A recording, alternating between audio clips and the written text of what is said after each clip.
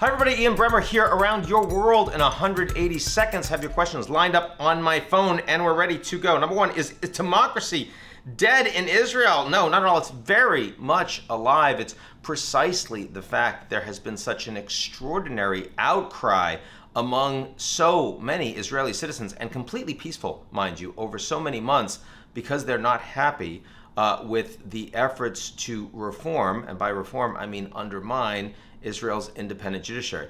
The first piece of that has passed in the last 24 hours is by itself certainly not a death knell for democracy, though it probably would allow Netanyahu to appoint cabinet members that could allow him to no longer face jeopardy from these corruption cases that have been against him. If they persist with the next couple of pieces of legislation that would allow the Knesset, the legislature, to overturn with a simple majority a judicial decision, that would be a much more significant threat to democracy. We'll see how that plays out over the fall, but certainly this is going to impact the economy, society, and the rest. Will a fugitive decide Spain's next prime minister? No. Now, what's happened is that Prime Minister Sanchez recognized that by calling early elections, he could make everybody worry about the far-right Vox party, and that if they went down in the polls, there was a shot for him to stay on as PM. That has played out pretty well. The center-right in Spain has done much better, but they don't have enough votes to create a parliament because they don't have a majority.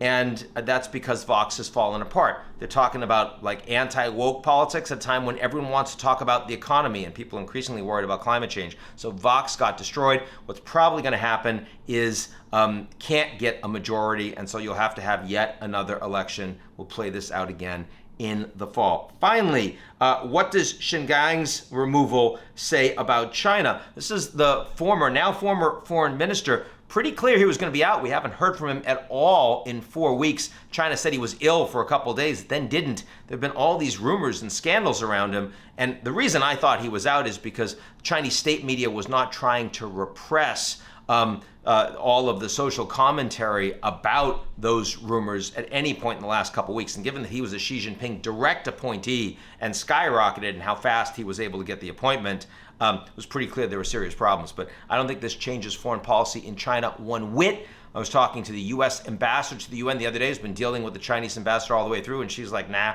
he's still been engaging with me as he normally does. So it's bad news for him, but no change for Chinese policy. That's it for me, and I'll talk to y'all real soon.